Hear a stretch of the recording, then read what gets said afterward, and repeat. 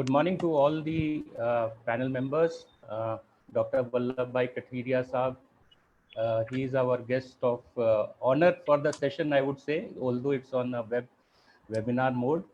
And I also welcome Dr. Sunil Shukla, our Director General, for this session. This is a session which is very important for not only for the dairy product, but also for the rural development, for entrepreneurs who want to do some projects, some business in cow or cow-based economy. And this session is basically on the developing cow-based economy in India. So I would just like to introduce the guest of honor today, Dr. Vallabhbhai Kathiria Saab. He is the chairman of Rashtriya Kamdhenu Ayog. And it is a privilege to be part of this session because his personality is far, far beyond just the chairman of this Ayog.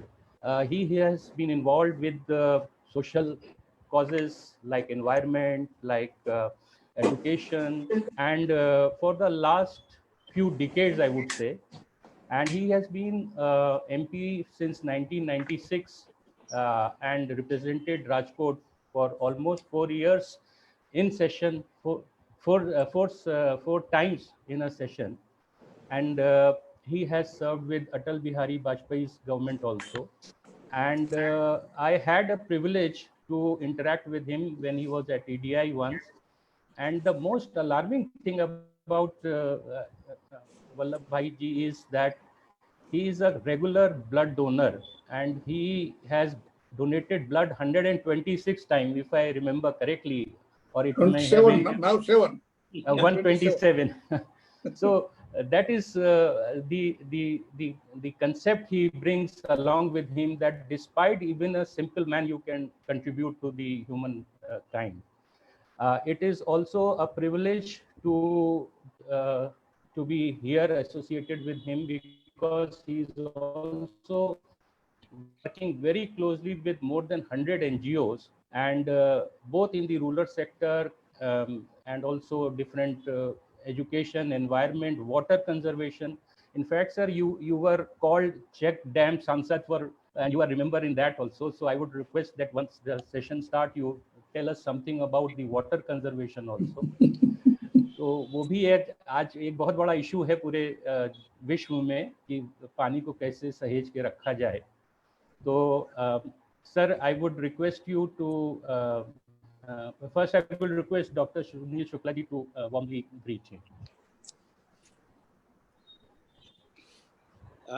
Very good morning. Thank you, Dr. Chaturvedi. Honorable Dr. Kathiria, it has been great pleasure for EDI and for me particularly to be benefiting from the advisory, guidance, support, mentoring of Dr. Kathiria, great well-wisher of EDI, great well-wisher of the Gujarat, great well-wisher for entrepreneurs and enterprises. And the area Dr. Kathiria has identified for the service to the nation is Gau Seva. Particularly developing entrepreneurs and enterprises through this, there are enormous opportunities. जैसा कि हम गौ सेवा के बारे में हम बात करते हैं, बहुत सारी मॉडल्स हमारे सामने हैं, but the kind of models Dr. Kathiria personally has seen, developed, advised and guided, that kind of resource, it is very, very difficult to find. And he has been continuously and constantly talking about business models. So this Gau Seva should not be managed conventionally alone, but there are professional ways, there are automation, there are hygienic ways of being in this business, and there are unperceived, unrecognized business opportunities from cow dung, from cow urine. There are various applications for medication purpose also. So I'm sure that this session will be of immense help to us, and we have been trying to learn, we have been trying to do something in our small manner under his guidance. It's a great pleasure to all of us. We had the privilege and honor of listening to him yesterday as chief guest for this Empresario. And I'm sure that this specific session which focuses on the business opportunity will be much more insightful. I join you and all the participants on behalf of everyone. I extend a very warm welcome to you, sir. बहुत बहुत Yes. आपका स्वागत है और आपको सुनने की हम सब प्रतीक्षा कर रहे हैं. धन्यवाद sir. Thank you, sir. Yes, thank you very much. सबको मेरा प्रणाम. Very good morning to all the participants, and especially thanks to Dr. Sunil Shukla ji, who has arranged this Empresario 2020 ninth in the series, and thank you Dr. Sanjeev Chaturvedi ji for introducing me also nicely. मित्रों, मुझे लगता है कि let me start with Hindi. और पूरे देश में आज जो सिनेरियो चल रहा है, कल ही प्राइम मिनिस्टर ने 2 वीक का एक्सटेंशन तो दे ही दिया कोरोना क्राइसिस का, लेकिन धीमे धीमे मुझे लगता है कि इट इज रियली, कल जिसे मैंने बात की थी, it's an great opportunity for all of us. जितने नए नए एंटरप्रेन्योरशिप या तो बिजनेस है, उसमें काफी रिलुक करने की आवश्यकता है, रिट्रोस्पेक्ट करने की आवश्यकता है, और उसमें एक काउ बेस्ड इंडस्ट्री मुझे लगता है तब तक तो अभी तक it's really unexplored area, very viable and potential area. पूरे देश की इकोनॉमी को चेंज कर सके इतना वायबल और पोटेंशियल है. बेसिकली तो हम सब कहते हैं कि हमारा देश कृषि प्रधान देश है, एग्रेरियन देश है, कंट्री है, लेकिन जितना एग्रीकल्चर और एनिमल हस्बेंड्री दोनों में साथ साथ में एग्रीकल्चर को महत्व दिया गया, ग्रीन रिवॉल्यूशन हुई, अच्छा हुआ पॉजिटिवली, लेकिन उसी के साथ जो व्हाइट रिवॉल्यूशन की जितनी आवश्यकता थी उतनी नहीं हुई, और उसके साथ रियल में काउ बेस्ड ओवरऑल डेवलपमेंट, गौ आधारित समाज व्यवस्था थी हमारी. हमारा देश, भारत देश वैसे कहते हैं कि गीता, गायत्री, गंगा, गोविंद और गाय का गौ, वो 5 गौ से शुरू था, ऐसा उनका देश है. और उस देश में गाय का केवल धर्म के साथ नहीं, अध्यात्म के साथ नहीं, वो धर्मशास्त्र तो है ही, लेकिन बहुत बड़ा अर्थशास्त्र है. अपने पूरे देश में संस्कृति में भी देखे तो उनको शब्द दिया गया है गोधन. जिनके पास 100, 1000, 10,000, अरे 1-1 लाख तक गाय थी, ऐसे महाराजा जब यज्ञ करते थे तो इतनी गाय दान में देते थे, और वो गोधन माना जाता था, क्योंकि वो पूरा अर्थशास्त्र का, समाज जीवन का आधार था.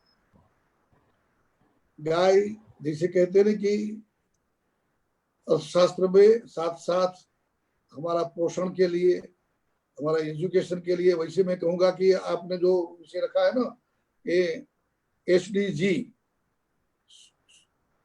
यूनाइटेड नेशंस के जो सस्टेनेबल डेवलपमेंट गोल्स है, all can be fulfilled by cow based social environment.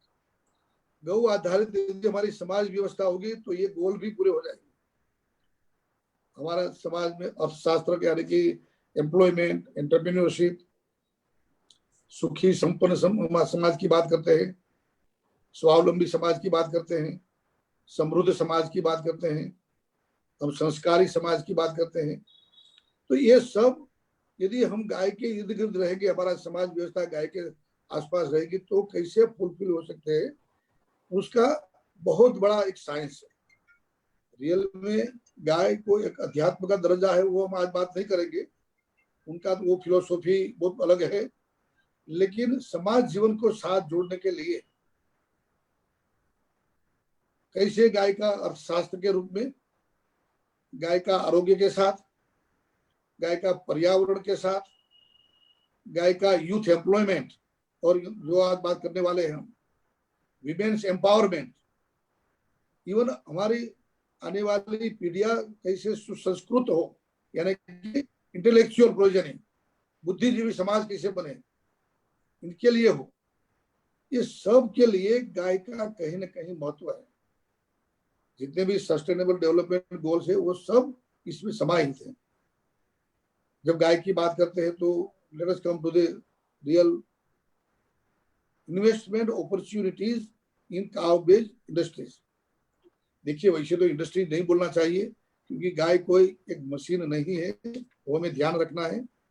कल भी मैंने जो बात कही थी वो एथिकल, एक नोबेल प्रोफेशन की, एक सोशल वैल्यू इन्वेस्टमेंट का टाइप का ये बिजनेस है। इसलिए फॉरेन में, वेस्टर्न कंट्रीज में क्या है कि गाय को मशीन मान करके उनको पूरा एक ट्रीट करते हैं। हमारा कल्चर, हमारी संस्कृति ऐसी नहीं है, लेकिन उनका सही, जैसे कि जुडिशियस यूज हम कहते हैं, योग क्षेम के साथ, विवेक बुद्धि के साथ हर एक की ड्यूटी है। एक बार मुझे कहने लगे कि भाई आप तो बैल का उपयोग खेती के लिए करने में उनका त्रास देते हो। मैंने कहा नहीं है, ये उनका धर्म है। बैल का धर्म है खेती में काम करना, गाय का धर्म है गाय का दूध देना, तो उनका उपयोग कर सकते हैं। वो शास्त्र में, यहाँ कहीं भी साइंस में उनका विरोध नहीं है। तो इस बात को ध्यान में रखते हुए कैसे हम एक अच्छी तरह से गाय को समाज व्यवस्था के साथ जोड़ करके काउ बेस्ड इंडस्ट्रीज के रूप में, यानी कि हमारे आमदनी बढ़े, हमारा स्वावलंबन बढ़े, हमारा एंटरप्रेन्योरशिप, या तो हम कहते हैं कि ओवरऑल एक एम्प्लॉयमेंट मिले, समाज सुखी संपन्न हो। इसके लिए कैसे गाय को साथ जोड़ करके हम काम कर सकते हैं, उनके बारे में हम आज थोड़ा सोचेंगे, थोड़ी चर्चा करेंगे। माननीय प्रधानमंत्री श्री ने इसी कारणवश राष्ट्रीय कामधेनु आयोग की रचना की। वैसे कहते हैं ना, कामधेनु यानी कि सर्व इच्छा पूर्ण करने वाले। तो ऐसी समाज अपने देश को सुखी, संपन्न, सुसंस्कृत, स्वस्थ, शिक्षित, स्वावलंबी ये बनाने के लिए गाय का उपयोग कैसे करना, उनको कैसे हमारे साथ जोड़ना, उसके लिए राष्ट्रीय कामधेनु आयोग, नेशनल कैटल कमीशन बोलते हैं, उनका रचना की। और अलग अलग फील्ड में गाय के अवेयरनेस से लेकर के गाय के बारे में सही जो जानकारी नहीं है, गाय के उपयोगिता की पता नहीं है, गाय का पंचगव्य क्या कहा कहता है वो भी पता नहीं है, अपने भारत देश की कितनी ब्रीड है, कितनी औलाद है, वो भी हमें पता नहीं है, उनका कितना मेडिसिनल वैल्यूज का उपयोग है। मैं तो जहां जहां पूरे देश में घूमता हूं तो बाद में वहां जाते हैं तो कहते हैं, अरे सर मैं अभी गया था सिक्किम में, हमारी श्री गाय का दूध तो अमृत है, अमृत, वो खुद कहते हैं। लेकिन सर उनको दाम नहीं मिलते। सर हमें तो 30 रुपये, 25 रुपये, एक बार तो कहा कि केवल 20 रुपये में हमारा 1 लीटर दूध जाता है, क्योंकि उनको पता नहीं कि उनकी रियल में वैल्यू क्या है, यूज, मेडिसिनल यूज क्या है। तो ये सब को एक्सप्लोर करने की आज आवश्यकता है पूरे देश में। और इसके आधार पर हम आज जो चर्चा करेंगे, थोड़ी सी बाद में आपके क्वेश्चन आंसर लेंगे। इतनी बड़ी अपॉर्चुनिटी है, मैं कहूंगा कि गाय का पंचगव्य, यानी कि गाय का दूध, दही, घी, गौमूत्र और गोबर, गोबर मीन्स काउ डंग, गौमूत्र cow urine, basically 3 products, milk, urine और डंग, एंड 2 बाय प्रोडक्ट्स, घी और दही। इनको पंचगव्य एक शब्द दिया है पहले से, और उनकी जो उपयोगिता है उनके आधार पर कैसे हम इतना काम कर सकते हैं, उनके बारे में मैं कल ही कहूँगा। कल जब हमारा चल रहा था ना सेशन, तो उस समय मिस कॉल आया था हमारी सूरत कोऑपरेटिव डेयरी का, सुमूल डेयरी का, जो सूरत कोऑपरेटिव यूनियन डेयरी है, सुमूल के डेयरी के चेयरमैन का। तो मैंने बाद में फोन किया तो क्या था, तो सुमूल डेयरी के चेयरमैन है हमारे, तो उन्होंने कहा कि देखिए वल्लभ भाई, हम जब बैठे थे उसके बाद जो चर्चा हुई थी उसके आधार पर हमने गाय का जो बियाती है उसके बाद 2 दिन के तक जो उनका दूध होता है उनको खीरू बोलते हैं।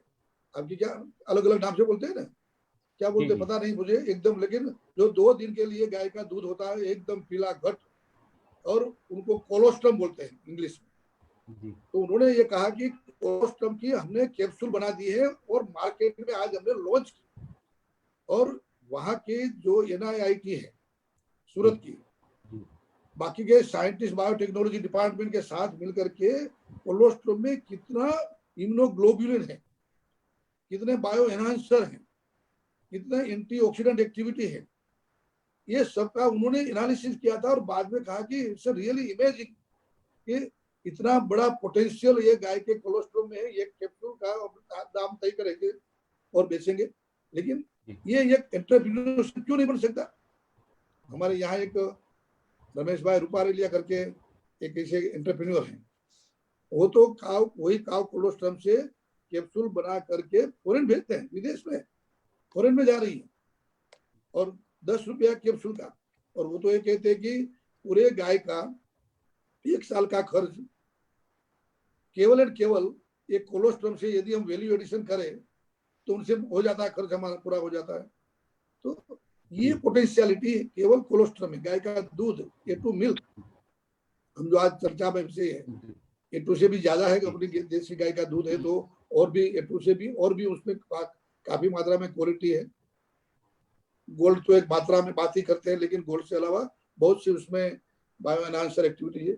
उनका यदि वैल्यू एडिशन करके यदि आप मार्केट करें, तो जैसे मैं केरल गया था तो वहां की वेचूर ब्रीड है, केरल में वेचूर है, कांगायम है, और जंगल में चरती है। वहां तो जंगल ही जंगल है, पूरा नेचुरल बर्ड गिफ्ट वाला स्टेट है। तो वो ही कहते हैं कि गाय जंगल से चर के आती है तो उनका दूध, एक हमारा वहां इंटरव्यू नाम में भूल गया, राजा कृष्णन, ऐसा कृष्णन था, 200 रुपया पर लीटर बेचते हैं, 200 रुपीज पर लीटर वेचूर गाय का मिल्क। और यदि वो उसमें से वैल्यू एडिशन करके बाकी के और भी प्रोडक्ट बनाएंगे तो कितना रुपया होगा? तो these are the real opportunities in only in cow milk and ghee. Yes, sir. In fact, related to this only, there was a compilation of questions which our impresario team has sent to me. And one of the question is, sir, what is the opportunities in the byproducts of cow? Because gas and compost, my manure has been there. Yes. Now I'm coming to this. I think, yeah, yes, sir. I'm coming to this. There are various areas. एक तो मैंने कहा कि cow milk और milk value addition, उनमें cow घी की product, आजकल अभी जो दवाई बन रही है कोरोना में, तो गाय के घी का भी उपयोग करके नस्य कैसे देना, नाक में ड्रॉप डालना, ये भी एक दवाई है। तो मेडिसिन में मेडिसिनल वैल्यूज भी खूब है। तो बहुत सी फैक्ट्रियां, कंपनियां हैं, केवल काउ मिल्क, काउ घी और काउ दही, यानी कि काउ कर्ड से बहुत सी आइटम बना रही है। तो ये के बड़ा फील्ड है। दूसरा फील्ड आएगा काउ यूरिन का, जैसे आपने किसी ने पूछा है। तो काउ यूरिन तो इतना उनका बायो पेस्टिसाइड, बायो फर्टिलाइजर और बायो मेडिसिन, ऑल थ्री, तीन में उनका उपयोग है। आजकल पूरे देश में पेस्टिसाइड के कारण per year 6 lakh per year, पूरे वर्ल्ड में 6 लाख जैसे यंगस्टर किसान मौत के शरण होते हैं, केवल वो पेस्टिसाइड अपने लंग में जाता है जहर के कारण। वो पेस्टिसाइड को बंद करके यदि बायो पेस्टिसाइड पर हम आ जाए, तो जो ये कोरोना का संकट है, यानी कि ऐसी जो पूरा हमारा क्लाइमेट चेंज इश्यूज है, वो भी काफी मात्रा में कम हो जाएगा। बायो पेस्टिसाइड, बायोकेमिकल और बायो फर्टिलाइजर का उपयोग करेंगे तो वो आएगा इससे, काउ डंग और काउ यूरिन से। काउ यूरिन से बायो पेस्टिसाइड बनाओ, मेडिसिन काउ अर्क तो बनाते ही हैं, उसमें से भी कैप्सूल बनती है। Yes sir. अभी हम कोरोना का जो यहाँ इवन राजकोट में मैं कहूँगा, तो हम जो ट्रायल कर रहे हैं कोरोना के पेशेंट में, कोरोना पॉजिटिव को, तो उनको काउ के यूरिन बन के बनाई हुई क्रिस्टलाइन यूरिन वाली कैप्सूल दे रहे हैं। काउ यूरिन से कैप्सूल बनाई है और वो दे रहे हैं, क्योंकि यूरिन में कभी कभी लोगों को स्मेल आती है, या तो कहते कि काउ यूरिन क्यों पिए, लेकिन उनको कैप्सूल के फॉर्म में देंगे तो उनको पता ही नहीं चलेगा, और पियो भाई। और we are assessing the results, क्या रिजल्ट आए, कितना अच्छा उनका इम्पैक्ट है। तो ये भी एक बड़ा सब्जेक्ट है एंटरप्रेन्योरशिप का। एंड सर, यूरिन से पेस्टिसाइड बनाओ, काउ यूरिन से फर्टिलाइजर बनाओ, अर्क बनाओ, मेडिसिन बनाओ, इवन यूरोकाइनेज जो इंजेक्शन हम हार्ट अटैक में देते हैं, वो यूरोकाइनेज अल्टीमेटली से one of the content of urine. तो काव यूरिन में ये भी है, तो इनका भी उपयोग कर सकते हैं Sir, in fact, there are हाँ जी yeah, there is one question from our South Indian participant from South India, and they have requested to requested for answer about the startups for in the cow-based economy, and they have also requested that that if we can focus on, maybe we can tell them that what are the opportunities for the new startups, especially in the rural based, sir. Yes, जैसे माननीय प्रधानमंत्री श्री ने make in India concept दिया है कि अब हम India में मेक इन इंडिया में यहाँ ही हम रह करके अपने देश में ही प्रोडक्शन करें, मैन्युफैक्चरिंग करें। स्टार्टअप दिया है, स्टैंड अप दिया है, डिजिटल इंडिया है, हेल्दी इंडिया है, ग्रीन इंडिया, क्लीन इंडिया, ये सब में कहीं ना कहीं स्टार्टअप में काव कैसे कि काव मिल्क का स्टार्टअप, आप जी एक डेयरी बनाओ, 10 गाय रखो, इंडिजिनस गाय अपने अपने वहां के स्टेट की, नाबार्ड से लोन मिलती है, सब्सिडी मिलती है, एमएसएमई से सब्सिडी लोन मिलती है, आपको दूध की प्रोडक्ट बनता है एनडीडीबी में आपको पूरे डेयरी प्रोजेक्ट का प्लान का कितने आपको लाख का करना है कितना, आप स्मॉल स्केल में जाना चाहते हैं, मीडियम स्केल में जाना चाहते हैं, या तो इवन लार्ज स्केल में जाना चाहते हैं। सिमिलरली काव यूरिन कलेक्ट करके कोऑपरेटिव बेस्ड बनाओ, प्राइवेट लिमिटेड बनाओ, या तो इवन अपना सिंपल स्टार्टअप करो और उसके आधार पर अप्लाई करके स्टार्टअप में भी। अभी एक लड़का मुझे अहमदाबाद, अभी वो जयपुर में है, उन्होंने काव मिल्क को फ्लेवर्ड मिल्क करके बढ़िया सा A2 मिल्क टाइप का वो बोतल बनाई है और वो बेच रहा है, जैसे अमूल बेच रहा है। अमूल ने भी A2 मिल्क का प्रोडक्शन शुरू किया है गोल्डन मिल्क के नाम से।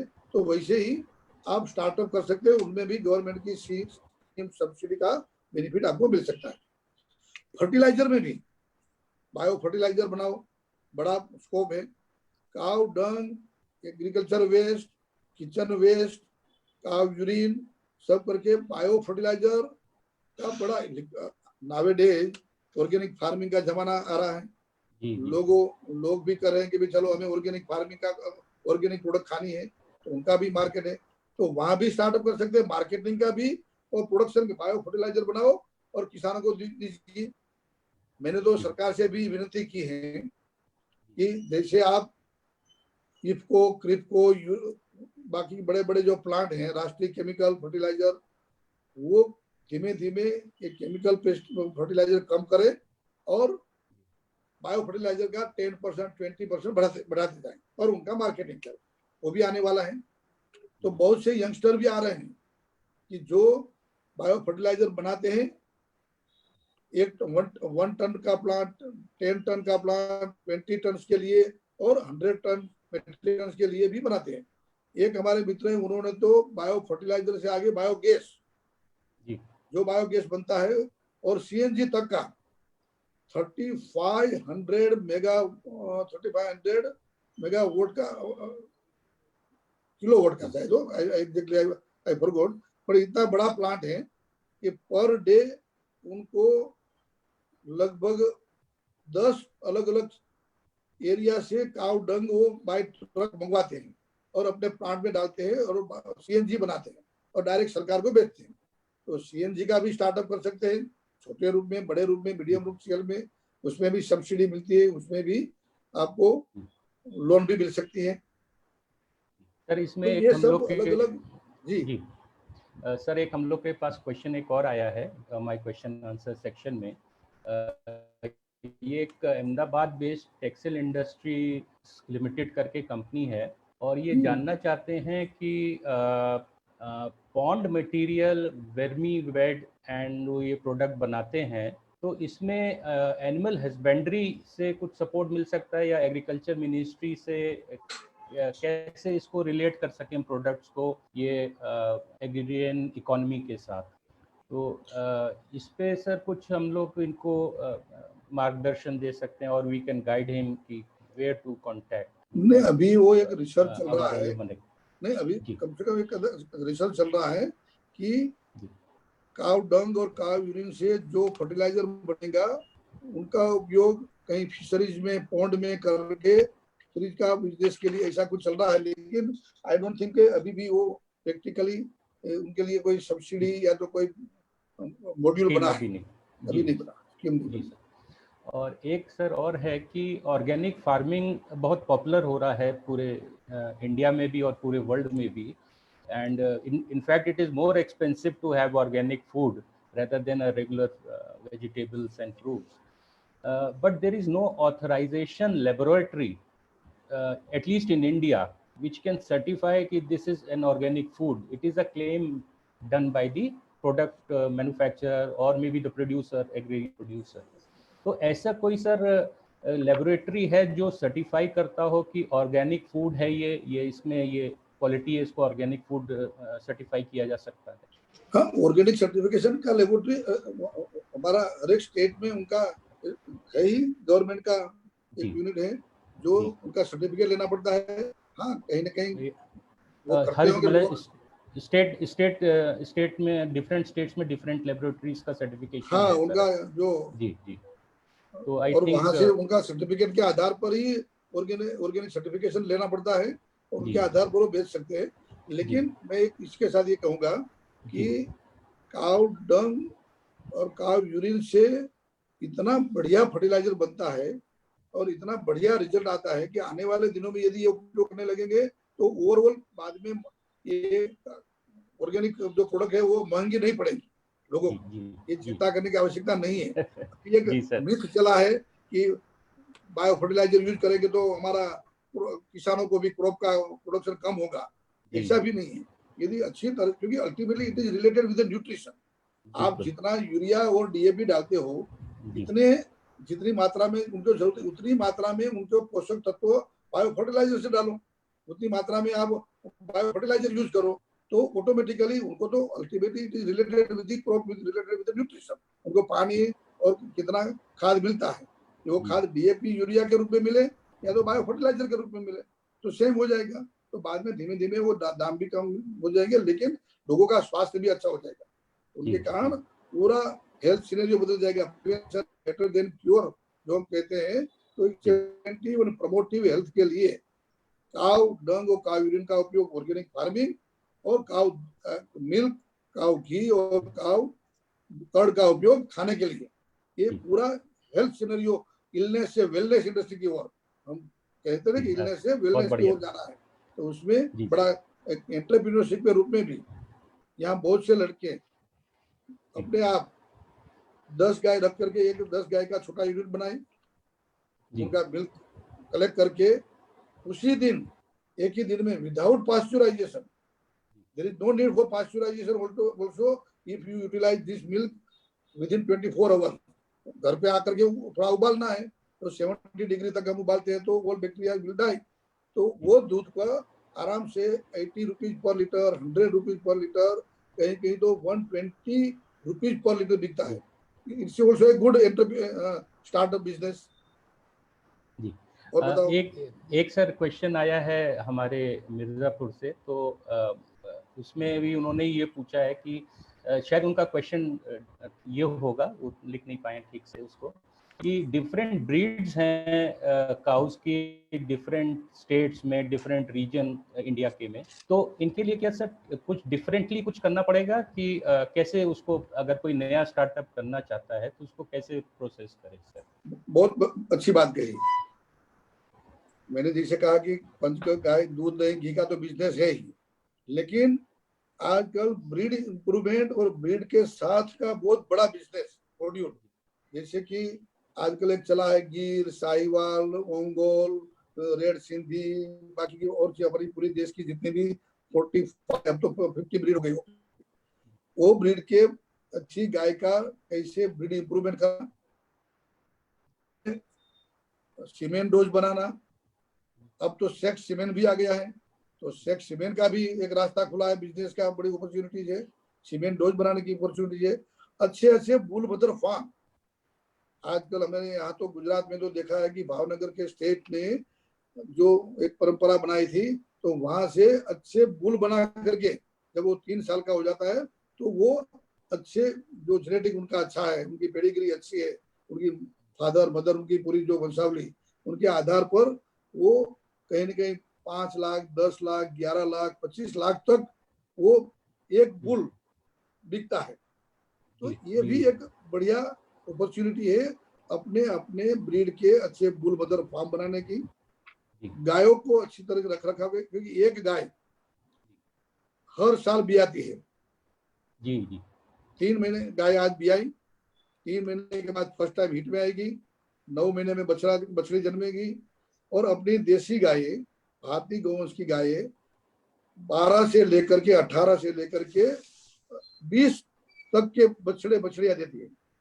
बहुत बड़ा वो भी एक ऑटोमेटिकली हमारा इन्वेस्टमेंट में एक इनकम हो जाती है।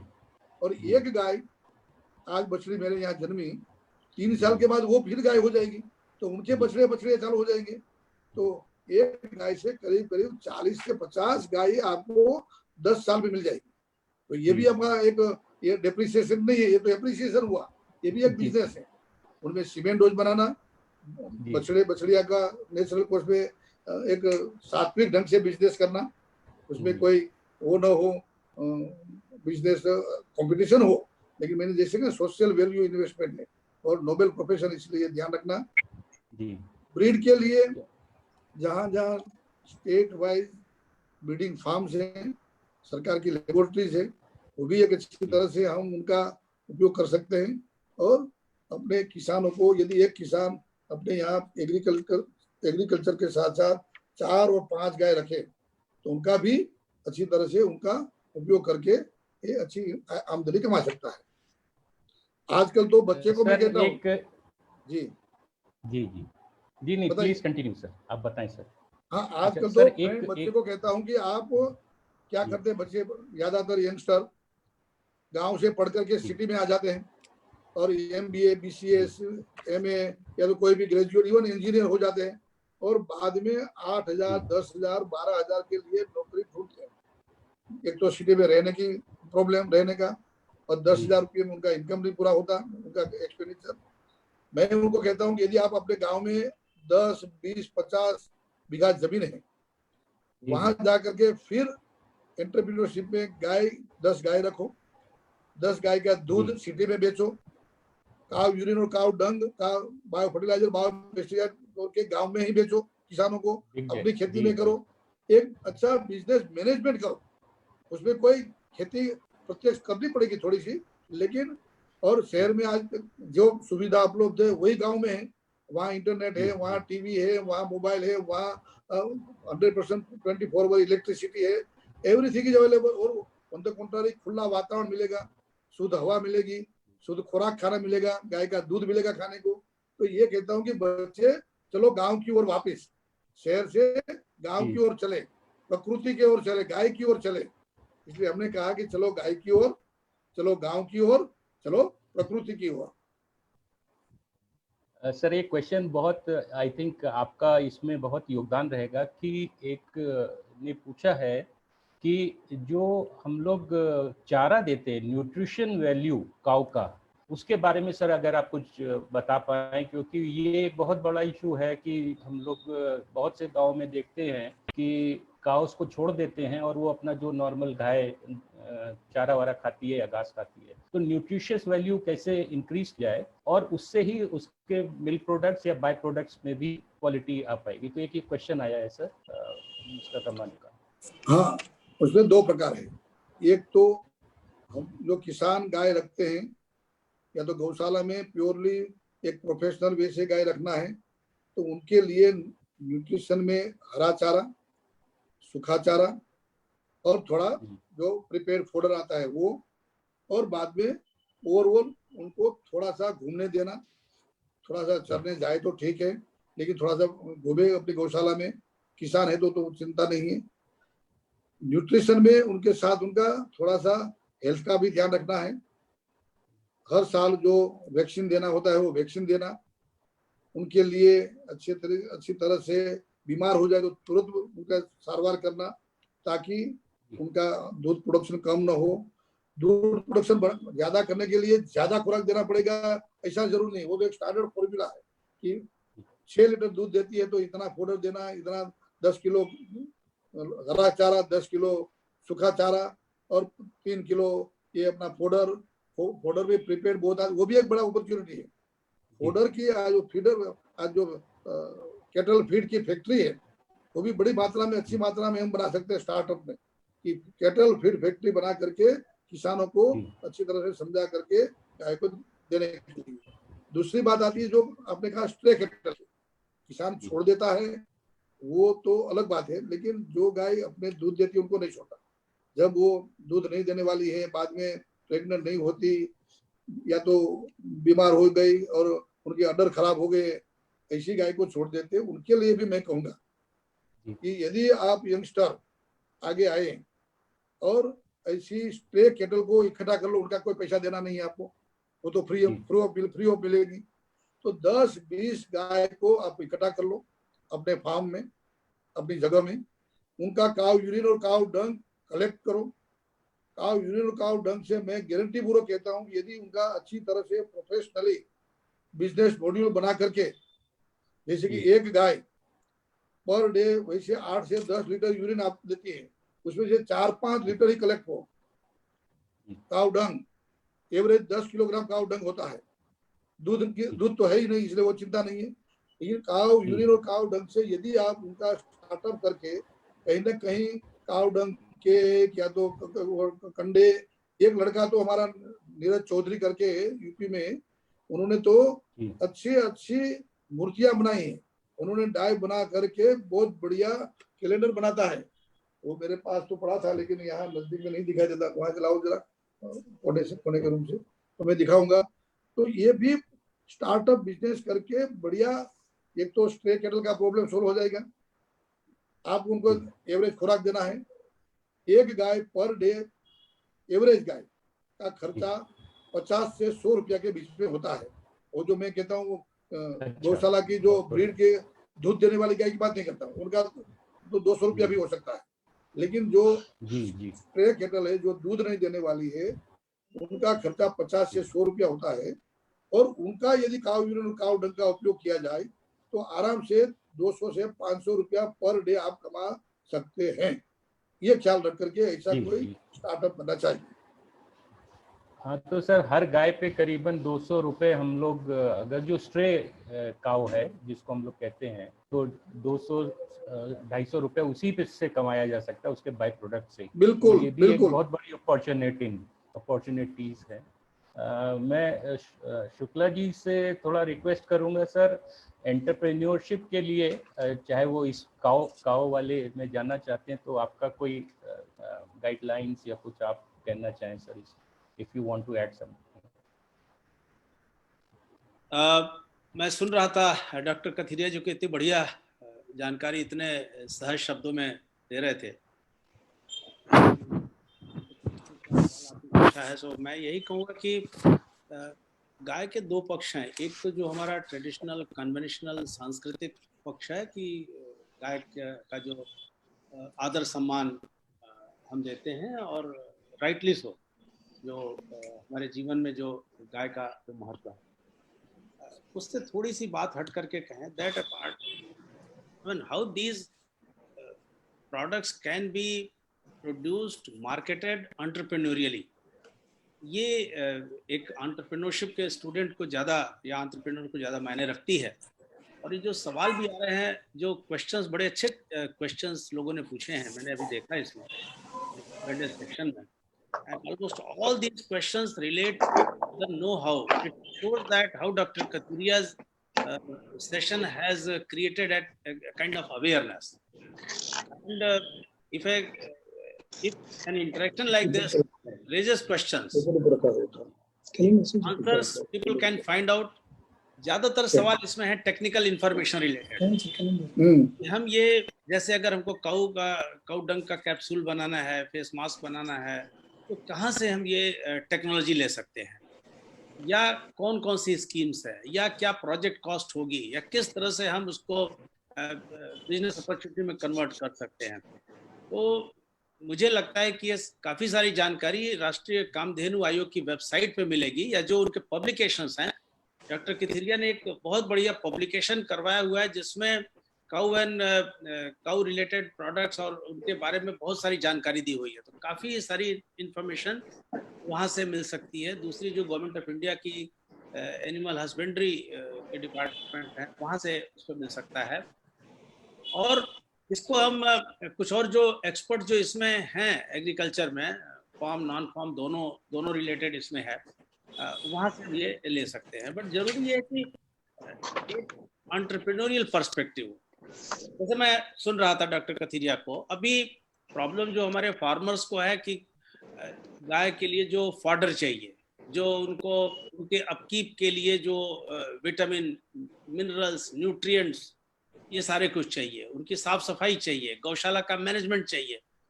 So apart from all these standalone various activities, I think there is a need for entrepreneurs coming forward to offer all these integrated services.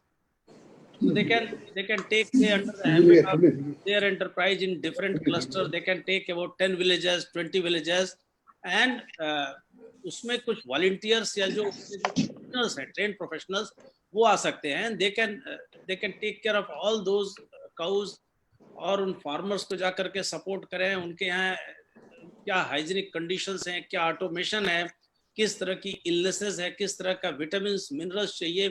अगर हम सहज शब्दों में कहें तो एएमसी जैसा, तो बाकी सारे दूसरे प्रोडक्ट्स के लिए हम एनुअल मेंटेनेंस कॉन्ट्रैक्ट करते हैं, शायद इस तरह की एक अपॉर्चुनिटीज, एक एग्रीगेटर जैसा हम इस फील्ड में भी हम कुछ सोच सकते हैं। So even without owning literally a cow, you can still continue to serve the cow for the cause of entrepreneurship. बस एक ये नजरिया चाहिए और उसको एक बिजनेस मॉडल में ढाल करके और लोगों को तैयार होना चाहिए। कुछ सवाल इसमें ये भी आ रहा है कि देसी काऊ विसावी जो बाहर की काऊ है, और ये रिसर्चेस से प्रूव हो चुका है कि जो हमारी जो देशी गाय है, जैसे गिर गाय है, ये इनके प्रोडक्ट्स में, इनके दूध में कितना एडेड एडवांटेज है। तो उस दिशा में अगर हम देखें कि अगर हम एक छोटी डेयरी खोलना चाहते हैं तो उसकी हमारी क्या कॉस्ट होगी, क्या टेक्नोलॉजी होगी, कितना स्पेस चाहिए, और उसको हम तैयार करें। और शायद फाइनेंशियल इंस्टीट्यूशंस भी, नाबार्ड वगैरह तो आते ही हैं, लेकिन और भी दूसरे इसमें प्राइवेट प्लेयर्स भी आ सकते हैं इस तरह के बिजनेसेस को सपोर्ट करने के लिए, इन्वेस्टमेंट करने के लिए। तो एंटरप्रेन्योरियल अपॉर्चुनिटीज की तो अपार संभावनाएं हैं। और एक बार अगर इसका प्रोफेशनलाइजेशन हो गया तो जो प्रोडक्ट्स आ रहे हैं, जो मेडिसिनल जो प्रोडक्ट्स हैं, जैसे अभी इन्होंने बताया कि जो पहले 2 दिन का जो पीला वाला जो दूध होता है उसका कैप्सूल बना करके, ये एक नया प्रोडक्ट मैंने आज सुना। I think that's absolutely fantastic idea. इस तरह से ये अगर कुछ सोचे, हमको एक नया सोचने की जरूरत है। और जो डॉक्टर कथिरिया का और राष्ट्रीय कामधेनु आयोग का जो विजन है, मैं थोड़ा लोगों से कहूंगा कि एक बार जरा साइट पर जाएं, अपने आप को अपडेट करें और देखिए कि कितने लार्ज स्केल पर काम कर रहे हैं और ये काम होने जा रहा है। So they can partner with the आयोग। ईडीआई इज देयर, ईडीआई काम कर रहे हैं, और भी दूसरी बहुत सारी संस्थाएं हैं जो इस बड़े कार्य में लगी हुई हैं। सेवा के पक्ष के अलावा जो एंटरप्रेन्योरशिप है, so we would like to work with them. This is what my take is. मुझे लगता है कि आपने जो कहा सही है, केवल धर्म धर्म धर्म कह के नहीं चलेगा। हाँ, गाय की पूजा तो करनी है, लेकिन पूजा करने में गाय को जिंदा रखना है। एक गाय कोई गौशाला का प्राणी नहीं है, गाय कोई पिंजरा पोल का प्राणी नहीं है। गाय को घर में रख करके, या तो गाय का अपने फार्म हाउस में रख करके 10, 20 गाय, 25 गाय, 50 गाय, जितना अपना स्कोप। आजकल तो एफपीओ बने हैं, फार्मर्स प्रोड्यूसिंग प्रोडक्ट ऑर्गेनाइजेशन, उनके माध्यम से काम कर सकते हैं। और ये तो डिजिटल का एरिया है अभी, तो मार्केटिंग में भी बहुत सी गाय के जो पंचगव्य से शैम्पू, क्रीम, ऑयल और बाकी के काउ डंग से ये छोटी छोटी ऐसी प्रोडक्ट बनती हैं। देखिए ये देखिए ऐसी बढ़िया सी प्रोडक्ट बनाई है एक लड़के ने, ओम बनाया है, ओम। तो ये सब अलग अलग प्रकार के, कहीं ना कहीं किचन बनते हैं, कहीं ना कहीं मोबाइल के लिए वो चिप्स बनती है, एंटी रेडिएशन चिप बनती है। तो ये सब को कहीं ना कहीं कोई एक आइटम पकड़ना है, हर एक में नहीं जाना है, क्योंकि आपकी स्पेशलिटी कोई एक की हो जाए और उसमें आप आगे बढ़े और वो अप टू एंड तक ले जाओ बिजनेस में, तो ही आप अच्छे एंटरप्रेन्योर बिजनेसमैन बन पाएंगे। और देश की उन्नति में, क्योंकि हम बार बार कहते हैं कि हमें इस देश को ऊर्जा युक्त बनाना है, तो गाय के काव डंग और काव यूरिन से, बायोफ्यूल से बनाना है। अन्न युक्त बनाना है, यानी कि अन्न के भंडार बनना है, तो ये बायो फर्टिलाइजर और बायो पेस्टिसाइड का उपयोग करना पड़ेगा। और इतनी रोजगारी मिलेगी, आजकल रोजगार का सिनेरियो चेंज होने वाला है। इससे समय में agriculture and cow based industries में वापिस आना पड़ेगा। थोड़ा सा स्किल डेवलपमेंट जो आप EDIA काम कर रही हैं, इसलिए हमारे आपका साथ एक जोड़ करके ऐसे एंटरप्रेन्योर को ट्रेनिंग दे, उनको कहाँ स्कीम से कैसे कौन से स्टेट गवर्नमेंट की स्कीम हो, सेंट्रल गवर्नमेंट की स्कीम हो, या तो और कहीं से पैसा लोन सब्सिडी मिले, तो एक अच्छा मॉड्यूल तैयार करके लोगों के बीच में हम जाएंगे, तो काफी मात्रा में आने वाले दिनों में एक बड़ा स्कोप अनएक्सप्लोर्ड एरिया है जो वो खुलेगा। और देश को, यदि माननीय प्रधानमंत्री जी ने भी कहा था 15 अगस्त को लाल किले के भाषण से कि ये धरती माता को मैं जहर मुक्त बनाना चाहता हूँ, विष मुक्त बनाना चाहता हूँ। आजकल केमिकल और पेस्टिसाइड के कारण इतनी जहर युक्त हो गई है कि अभी तो देखिए थोड़ा दिन से फैक्ट्री बंद हो गई तो भी लोग खुश होने लगे कि वाह वाह वातावरण अच्छा हो गया है, गंगा शुद्ध हो गई। तो ये ध्यान यदि करना है, परमानेंट बेस पर रखना है, तो भी गाय को साथ में लेना पड़ेगा। गाय का समुचित, गाय के पंचगव्य का उपयोग करना पड़ेगा। काव यूरिन, काव डंग से बायो फर्टिलाइजर, बायो पेस्टिसाइड, बाकी की प्रोडक्ट, बायो ऊर्जा तक की जाने की बात है। देश को यदि रोग मुक्त बनाना है, प्रिवेंटिव एंड प्रोमोटिव हेल्थ के लिए भी मैं कहूंगा कि 100% हमें गाय का दूध, दही, घी का उपयोग करना पड़ेगा।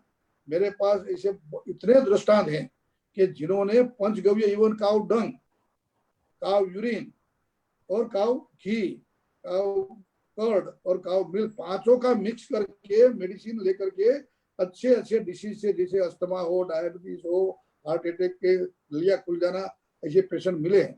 और हम आजकल ये जा रहे हैं कामधेनु आयोग के साथ रख करके science and biotechnology department, ICMR और ICSR, CSIR के सब इंस्टीट्यूट के साथ लेकर के हम रिसर्च भी कर रहे हैं कि ये जो शास्त्रों में लिखा है वो सही है। और आज की टेक्नोलॉजी के आधार पर, आज के आपके लेबोरेटरी के साथ लेकर के हम प्रमाणित करेंगे कि इनका ये मेडिसिनल या तो ये एनवायरमेंटल या तो एग्रीकल्चर में यूज है। उसमें भी बड़ी स्कोप है। और एक स्कोप है काउ बेस्ड इंडस्ट्रीज के लिए इक्विपमेंट बनाना, ये फोडर के इक्विपमेंट हो, मिल्क के पूरे मिल्क प्रोसेसिंग प्लांट के इक्विपमेंट हो, ये मेडिसिन जो फार्मास्यूटिकल कंपनी बनानी है उनके इक्विपमेंट हो, ऑर्गेनिक फार्मिंग के इक्विपमेंट हो, इवन ये डिजिटल के लिए गाय का जो आइडेंटिफिकेशन कहते हैं क्या बोलते हैं उनको, आइडेंटिफिकेशन के जो चिप लगाते हैं गाय के चमड़ी के नीचे, RFID, तो वो भी एक अच्छा बिजनेस बन सकता है, वो भी एक एंटरप्रेन्योरशिप बन सकता है।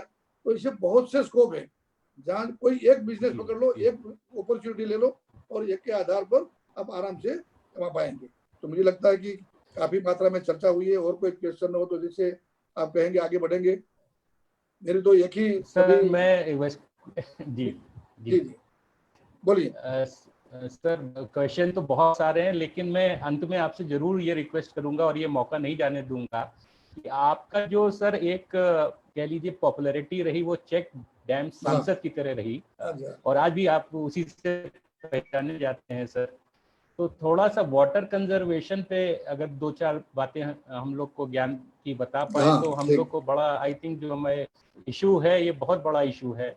और लास्ट में एक रिक्वेस्ट और भी है सर आपसे कि आपने ब्लड डोनेशन 127 टाइम्स किया है, तो मुझे नहीं लगता कि मेरे जीवन काल में कोई ऐसा आदमी जिसे मैं कभी तक मिला हूं जो कि एक पैशन की तरह 127 टाइम दे सका है। तो इन 2 चीजों पे आप सर कुछ बता पाए तो बहुत आभारी हूँ। जरूर मुझे खुशी होगी। बेसिकली तो मैं किसान बच्चा हूँ, फार्मर हूँ। बहुत खेती पूरी में जब सर्जन हुआ MS, तब तक तो शहर में कोई घर था ही नहीं, गांव में ही था।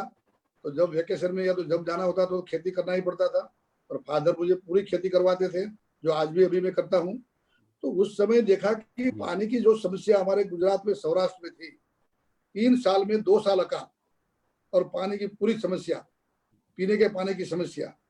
ये तब ये नर्मदा का डैम बना नहीं था तो ये पानी यहाँ आया नहीं था।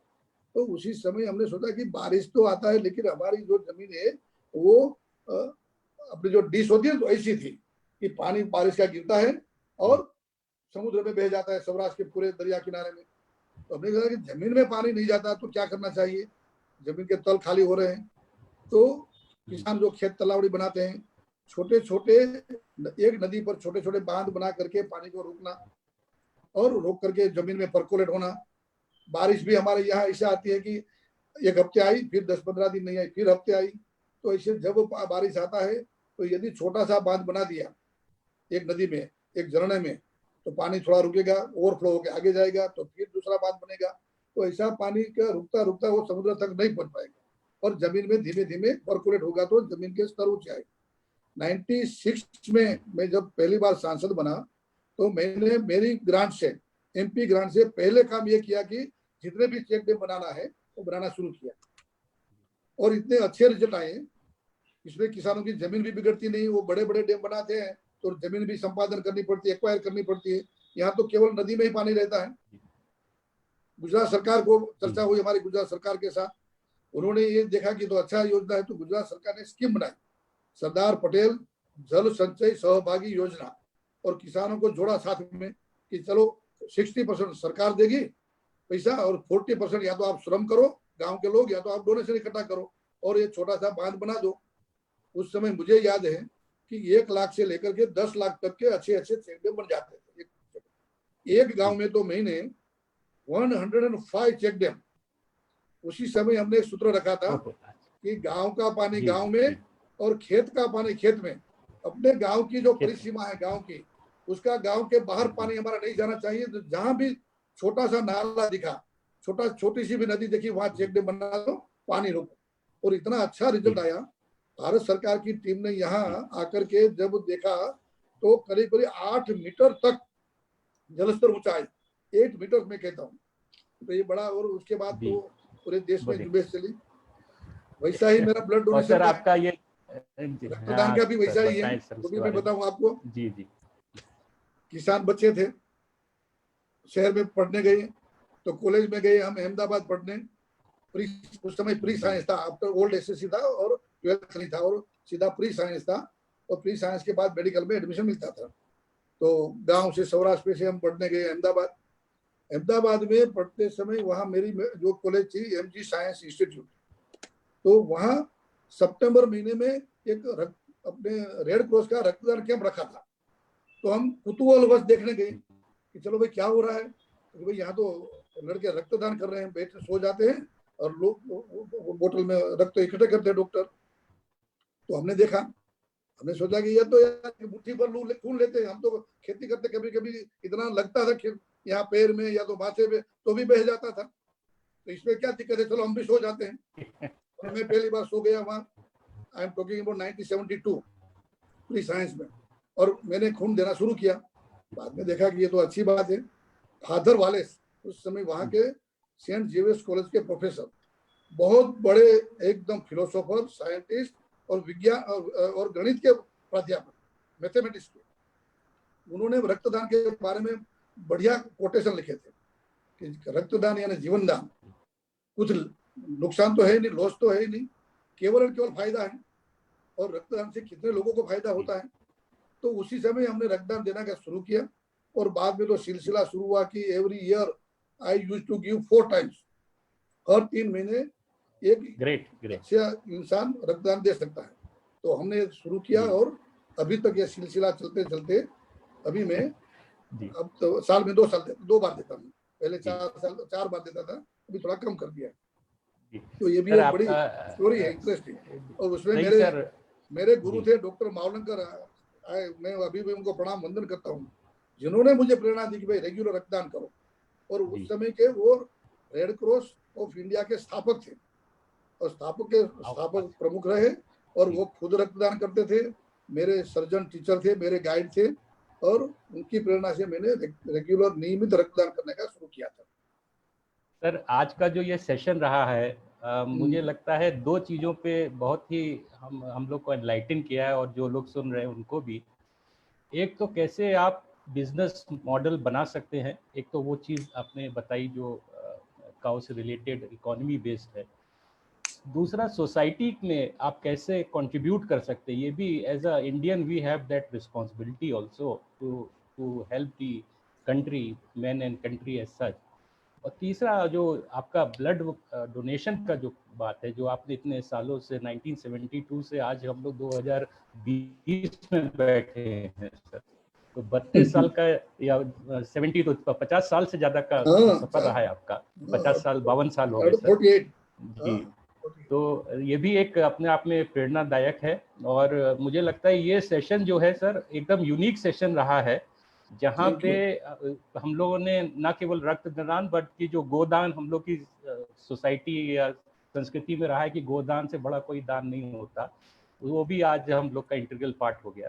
तो गौ सेवा प्रभु सेवा, गौ सेवा प्रभु सेवा है। सर मैं देखिए, गुजरात से हम सब आते हैं और ये डॉक्टर कथीरिया ये राष्ट्रीय कामधेनु आयोग के पहले से गुजरात में ये काम करते आए गौ सेवा का। And it is not a coincident that this model has evolved here. Gujarat में गौ सेवा है, गुजरात में एंटरप्रेन्योरशिप है, हमको ये दोनों को मिला देने का है। हाँ, माननीय नरेंद्र भाई मोदी जी ने मुझे जी स्पेशली चुन करके उन्होंने उस समय कहा था कि आप किसान हैं, आपको गाय के प्रति रुचि है, आप थोड़ा धर्मपरायण हैं और डॉक्टर भी हैं, इसीलिए वो सोशल वर्कर भी है, इसीलिए मैं आपको ये काम देता हूँ और उनमें आपको यूनिक काम करके दिखाना है। बहुत बढ़िया सर, बहुत बढ़िया, थैंक यू सर। पूरी एम्पिसारियो टीम, EDI के सभी जो हमारी फैकल्टी हैं, हमारे जो कोलीग्स हैं, सुनील शुक्ला जी की तरफ से और जो लोग हमें सुन रहे हैं आज पार्टिसिपेंट, उन सब की तरफ से मैं आपका बहुत बहुत धन्यवाद करता हूं सर। और मुझे लगता है कि आपने जो 2 मार्गदर्शन दिए कि कैसे अच्छा बिजनेसमैन बनो और कैसे अच्छा इंसान बनो, आई थिंक ये बहुत बड़ा कंट्रीब्यूशन है आज के सेशन का और आपके मार्गदर्शन का। बहुत बहुत धन्यवाद सर। थैंक यू, धन्यवाद। Thank you. वंदे गौ मातरम। Thank you. Thank you.